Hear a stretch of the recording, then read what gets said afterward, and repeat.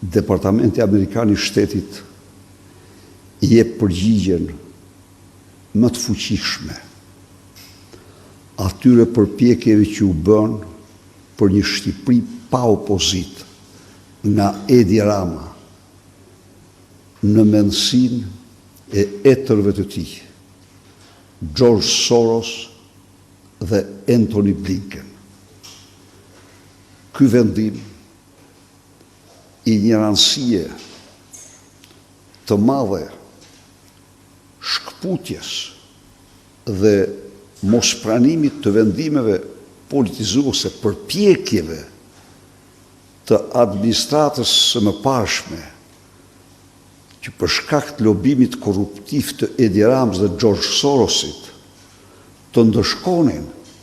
opozitën konservatore, përfunduan një lloj si ai që firmosi në aty ku e kanë vendin. Për të gjitha ata demokratë e demokratë që në kushtet më të pazakonta qëndruan për kauzën e drejtë, qëndruan për të vërtetën, e cila vonon dhe nuk harron. Ky vendim nxjerr dhe njëherë në para shqiptarëve dhe botës fytyrën e shëmtuar të atyre që morën përsipër një akt të tillë që me vendime politike të godisnin opozitën konservatore në Shqipëri.